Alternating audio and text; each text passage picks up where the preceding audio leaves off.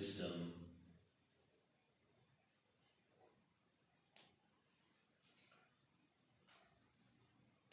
so all this is a step-by-step process, and it's also you have to keep in mind that it is not like you have mindfulness only and then later on you have wisdom only. It's not like this. They all come together. When you have mindfulness to some extent, to that extent your mind is peaceful and one-pointed. And to that extent you may have some wisdom, maybe small wisdom, but you can have.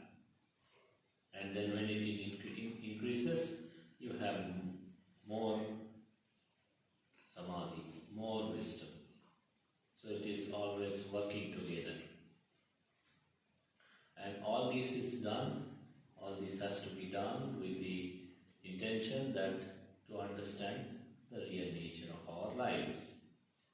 For example, our mind is determining what we will do all the time. It is, whatever we do, it comes from our mind. Good thing, bad thing, which is good, helpful for us, which is dangerous for us, whatever it is, it all comes from our mind. So, if we don't know how to guide our mind with wisdom, then it will take us towards the wrong direction. That is the immediate danger. If we don't take care of our greed, hatred, ignorance, if we don't reduce it, it will increase. It will not reduce, it will increase. Either we reduce it or it increases. Simple. It will not remain constant. It will only increase. So it is very much essential to guide our mind that we practice meditation regularly, to take care of our mind. That is the first important point. On a day-to-day basis, to manage our mind with wisdom, we should have mindfulness and peacefulness in our mind. If we have no mindfulness, if we have no peacefulness in our mind, then our thoughts will be guided by mostly unwholesome tendencies, greed, hatred, ignorance. And if it is always guided by these tendencies, then we will make wrong actions. Simple. And then, as we practice, we also can understand the nature of our, for example, people, whatever thought comes to the mind, we grasp. If we like something, we grasp. If we dislike something, we grasp. There is a very strong tendency of grasping. Someone praises us, we grasp. Someone blames us, we grasp. We get something, we are grasping. We lose something, we are grasping to the loss. Oh, this was lost like this. So we have this tendency of grasping. And we have this, since we have this tendency of grasping, mind does not find comfort. Somebody praises you, very happy or excited or puffed up, and then again tomorrow somebody blames you, again very sad or dejected. So there is no balance in the mind. And this exist because we don't know that the praise and the blame both are impermanent. Praise and blame, gain and loss, all these things are impermanent. Happiness and suffering, what in worldly sense. Happiness and suffering. People are happy sometimes, people are sad sometimes. Again they are happy, again they are sad. So these are just impermanent things, come and go. But if we do not develop mindfulness and samadhi and sati and samadhi and wisdom, panya, then we don't understand them. Then we are always grasping. I want, I don't want. It is gain, it is loss. I only want gain, I don't want loss. I only want praise, I don't want blame. But then it is nature of the world. If we get sometimes praise, sometimes we also get blame. If we gain something, we will lose also something. That is natural in this world. It is not possible. Nobody in this world is there who has only been praised and never been blamed. Only gained something, never lost something. Such a person does not exist. So then we have to take these things as impermanent. We have to, that is external. And then we have to also consider whatever our own thoughts and feelings. Our mind is controlled by our own thoughts and feelings. So if our thoughts and feelings have always, we are grasping at it, then our mind will be out of control after some time. It can do anything. It can go and kill other person, or it can even end up killing oneself. A mind which is out of control can do anything. So if our mind has to be under some control, then we have to have wisdom. Wisdom of impermanence. So whatever thought comes, we do, if we have to do some actions, we have to have some thoughts and ideas. But we shouldn't take it so strongly. For example, people go to study, they want to study medical or engineering or MBA or this or that. Sometimes they can do well in their studies, sometimes they are not able to do well. And it happens. But then if they don't do well, when they don't do well, sometimes they are so unhappy that they commit suicide. Because thoughts control our mind. And if it is not wisdom, it will be ignorance.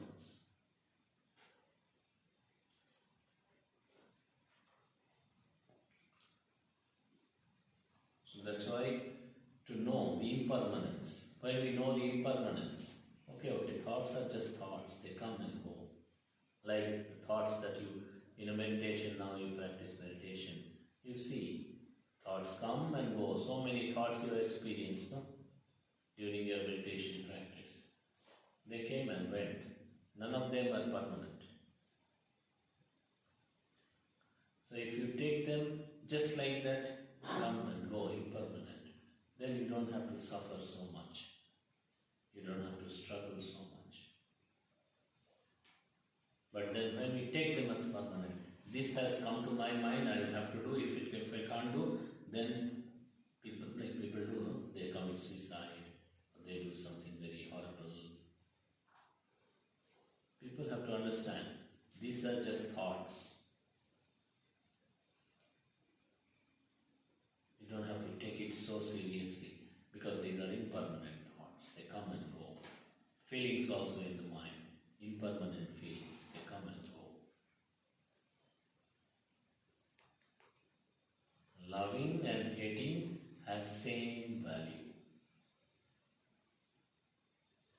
Because if you are loving, then love will afterwards go away, eventually fade away. Similar with hate. You hate too much, that also will fade away at some point of time. They have both liking and disliking have the same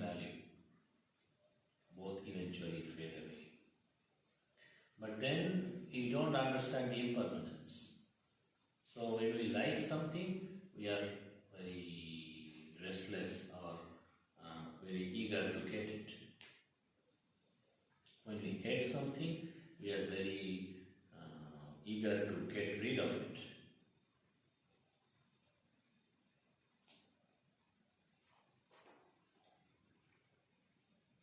This is why people have dissatisfaction and suffering.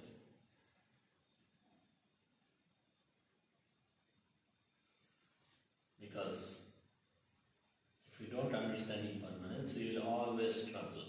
Every day we will struggle. Even with the small, that's what happens with some people, no? They struggle with smallest of things. For example, where is the spoon? Where is the fork? Where is the plate? Where is this? Where is that? For that also they get angry, they get agitated, they are unhappy. Smallest of things, it doesn't matter. It may be here or it may be a little bit far away. Ideally it should be in and around one place. Even if it is a little far away, it's okay. We don't have to be angry or unhappy about it. But then people become, because they don't understand, they don't understand their own feelings. That mental feeling, I don't like it. And it is so strong, there is nobody to control it. There is no wisdom to manage this feeling of disliking. So they start fighting and arguing or hating or all kinds of things. So you have to understand impermanence. That's why we meditate. Understand the impermanence of our own mind, impermanence of our own mental phenomena, impermanence of our mental feelings, impermanence of our bodily feelings. Gradually.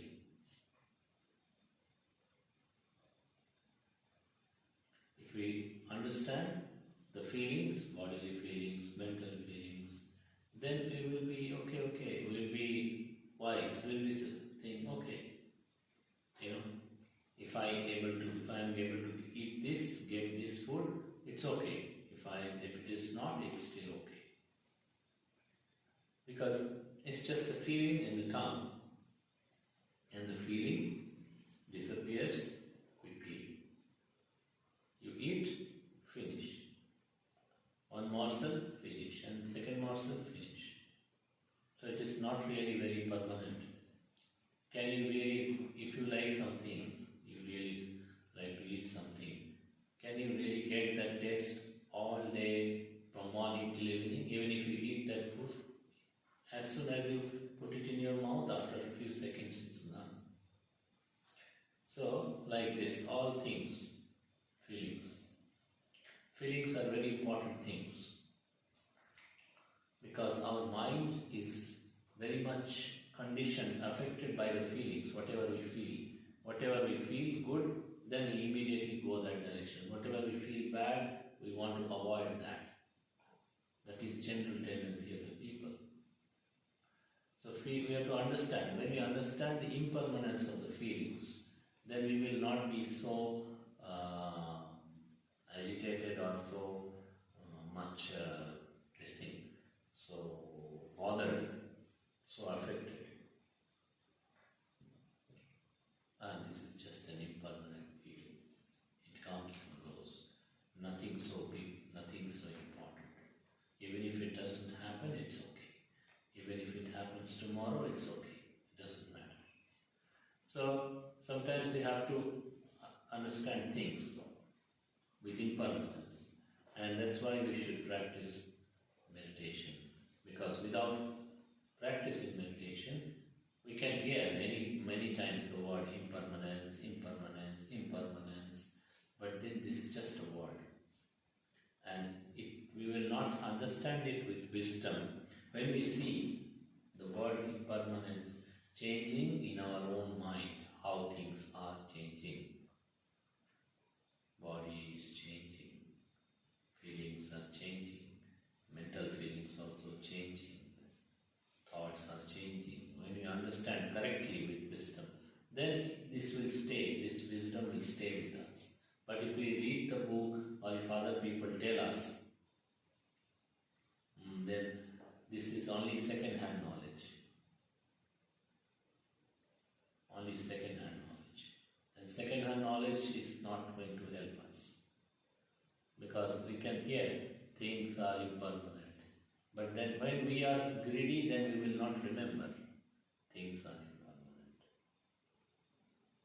But when we have wisdom, then when greed comes, hatred comes, we will know this is also impermanent. So we should have first-hand knowledge. Second-hand knowledge will not save us. Whatever Buddha attained by practicing for so many lives, it was his wisdom. So he didn't give us his wisdom. He showed us the way how to get our own wisdom. That's important to know. We have to have our own wisdom. He was showing us, you go like this, you see like this, you do like this. Yeah? So he was giving the guidance. But to see what Buddha saw, it was his wisdom. That will not be useful for us because we don't see those things. When we see some of those things, then it will be useful for us. When we see impermanence, it will be useful for us. Just like the breath. See the breath, no, you're observing the breath. The breath, what is the nature of the breath? It comes in, after some time it goes out. Again one more comes in, and after some time it goes out. Just like this breath. So everything is just like this breath. Coming and going, arising and passing away. So we have to understand that our breath is like this, our body is like this, our mind is also like this. So when you practice meditation, all this appears. When we understand here this, our body is like this, just like the breath, coming and going, arising and passing away. Then we will automatically, whatever wrong view, whatever clinging, whatever all these ideas about the body, it will go away.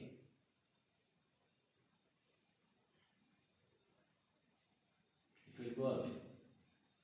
For example, now we take bath every day, we brush our teeth every day, or we eat food every day. So these are day-to-day things every day we do.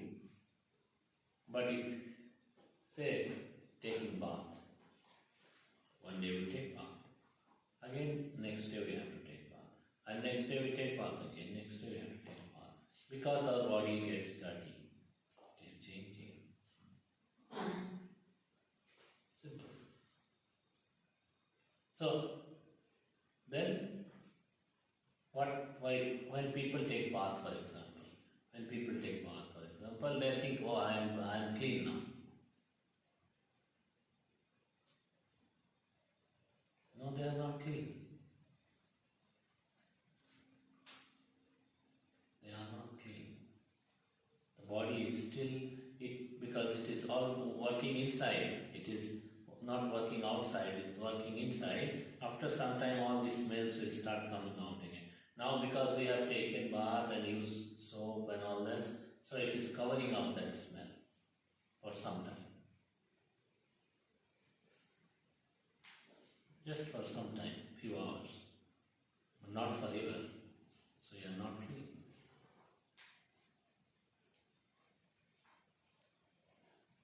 Or if I eat what I want to eat, my favorite food, or if my stomach will be full. If I eat something else, which I don't like or I don't care, normal food, then also my stomach will be full. But both cases, whether my favorite food, whether other food, after a few hours I will still be hungry.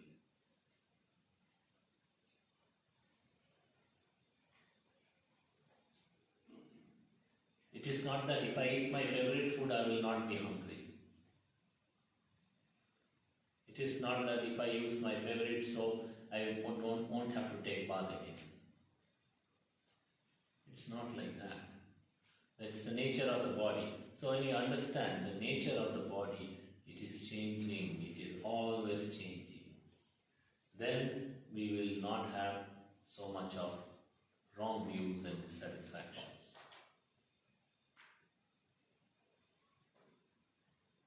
Similarly with the mind. So day-to-day life also we can develop wisdom if we are mindful. That's why Lord Buddha said, even day-to-day activities you should try to do mindfully. Walking, standing, lying down, talking, or silent, maintaining silence, eating. You should try to be mindful so that you understand. If you eat mindfully, then automatically you will say there will be some moderation in eating. You will never eat too much. You will always manage some balance in your food, like you will never eat too much. Overeating will not happen.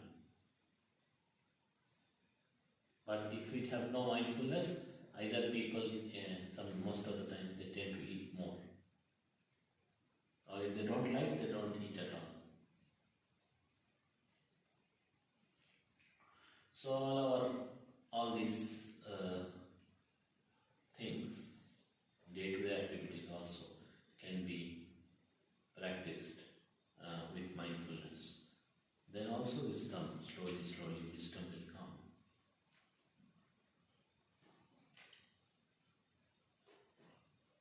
Wisdom will come, little wisdom will come about the body, about the mind. So it's a continuous thing.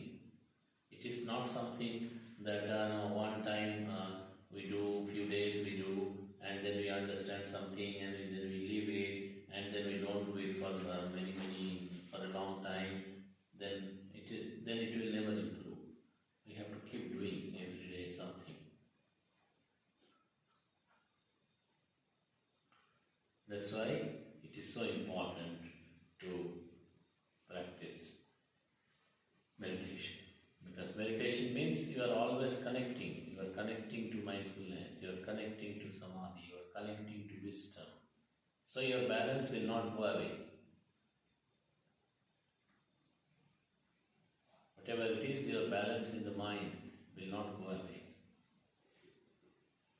But when we don't connect to these things for a long time, then our mind has no strength, inner strength. It is doing things, doing actions, but it has no stability. It can go in any direction. Or it can even cause harm to ourselves by wrong thoughts, by wrong actions, wrong speech.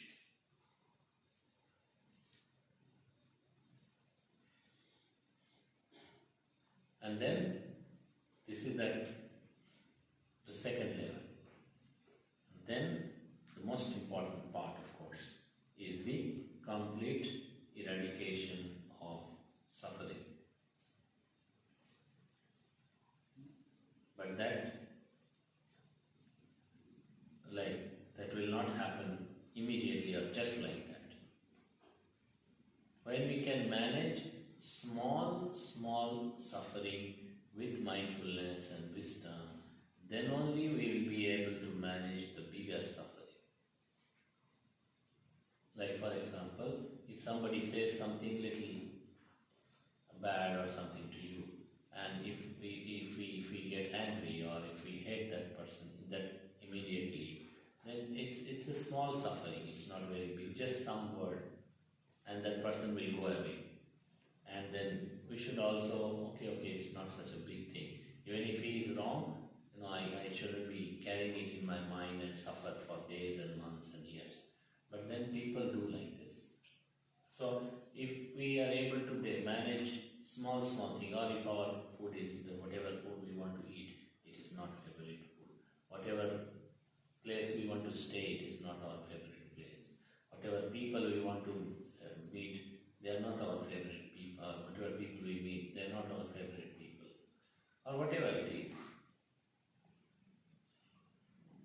these small sufferings also we have to manage before we manage big suffering. If we say complete destruction of suffering, that is the third noble truth. Before that comes the second noble truth, the cause of suffering. So you have to understand cause. Cause of big suffering, cause of small suffering. Maybe cause of small suffering, easy to understand. Day-to-day life, we can see how the craving comes, how the mind is agitated, how we react this way or that way. So we can see. So unless we know day-to-day life, how the suffering is happening, then the deeper suffering we cannot handle. Because the bigger main point, the bigger suffering basically are connected with the I-ness, connected with the self-view, connected with all these things. So that is that big suffering or big cause or the big issue, big problem, whatever you want to call it. The big problem is manifesting in the smaller problems day-to-day life. So whatever big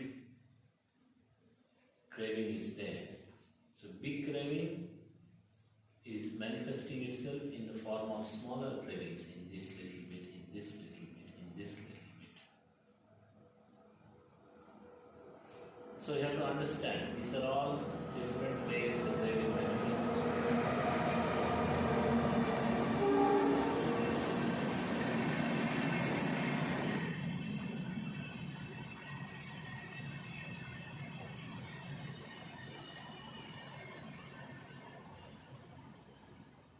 Just like you cook a pot of rice.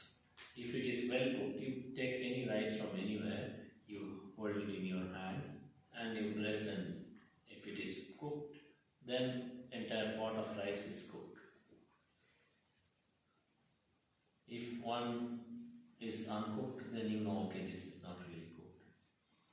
So our small sufferings are coming out of the bigger problem, bigger craving. Day-to-day life, this bigger craving is not coming out entirely. It is coming out through this small craving, through this small craving, through this small craving. It is coming out like this. So if we see this, then we know. But the good thing is, when their nature is same. This is craving, this is clinging, this is suffering in the small way also, or when it happens in the big way also. The mechanism is same. That is not different. The way small suffering arises, the way big suffering arises, the mechanism is same.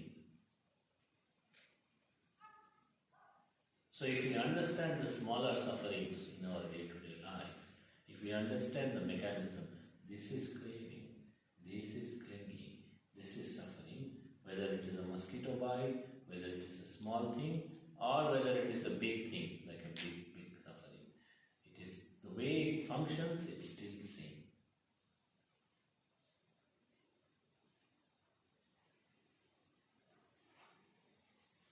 So we have to see in our day-to-day. So when the Lord Buddha was saying, dukkha, samudaya, dukkha, nirodha, see, arising of suffering and cessation of suffering, we have to see it in small things. Now it arises. Now when the craving goes away, suffering goes away. So then you see, and you see it again and again with your mindfulness and samadhi and wisdom, then you understand this is the basic pattern. Whatever suffering can arise, it can arise in these ways. Whatever suffering can arise, it will arise in these ways.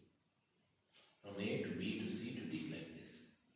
There is a certain mechanism. We have to understand. So that dukkha, samudaya and dukkha nirodha is to understand the mechanism.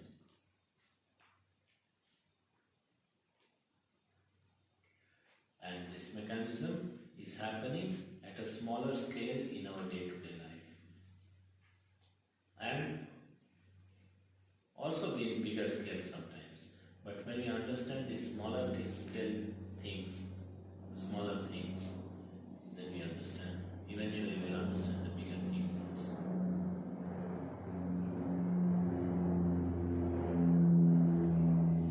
It's just like if we have a pain.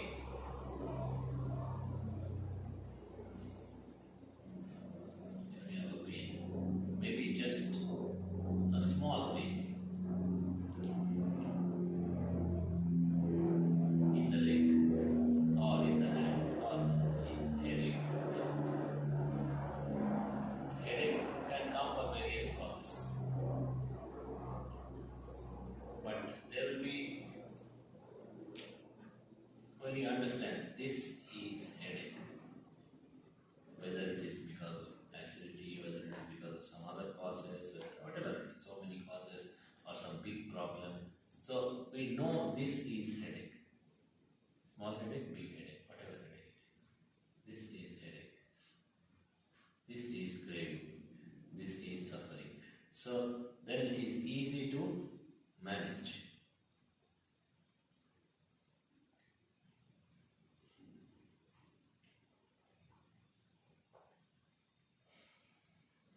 So that is the third. First is this very basic management mind or management of our mind. Second is to understand the impermanence and develop the understanding of impermanence, develop that wisdom, anicca, dukkha, ananda, and to change the nature of our mind. And at the third level, complete eradication of suffering. So you start small and then you take it to the higher level. Every day when you do, then it's just like somebody when they learn how to operate a very big machine. First day they learn, second day learn, after a week, after 10 days, after 1 month, then they are expert. So similarly, this management of our own management, our inner management, it's like this. First the smallest of things, then little bigger, and then little bigger, then little bigger, then the final problem. And the beauty of this whole thing is, if you do, it will automatically proceed. You don't have to think, it will go, it will not go, it will happen, it will not happen. The way the Lord has given and path and the mechanism, the way He has done and He has shown it to us, once you do it, it happens. That's the beauty of it. Then we don't have to think too much. After this will happen really or it will not happen. If stage 1 is happening, then eventually stage 2 will happen. Stage 3 also will happen. This is the uniqueness of the Dhamma, that once it works, once you start making it work, it will start working and then it will not stop till it is done. Yes, for everybody it will be different. Some people are fast, some people are slow, some people do very sincerely, some people do a little slowly. That's different, but it will work for sure for everybody. And this is the guarantee that you can see by practicing yourself, that it is working. I am able to manage these things. I can manage these things. I can do these things. It is working. So this is the beauty of the Dhamma, that if we do, we can see by ourselves, we can verify by ourselves that yes, it is working. If you follow this for say you are following 5 precepts. When you are following 5 precepts, you are not telling lies, for example.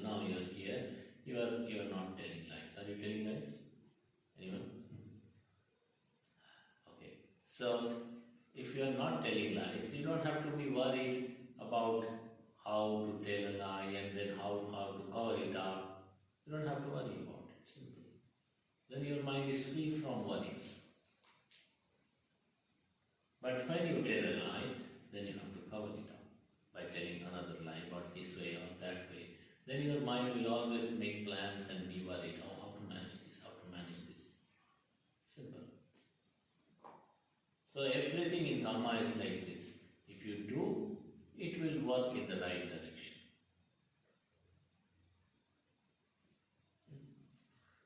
This much. This much we offer for today. Maybe this a little more. We'll talk tomorrow after to explain more. But anyways, you have at least got some idea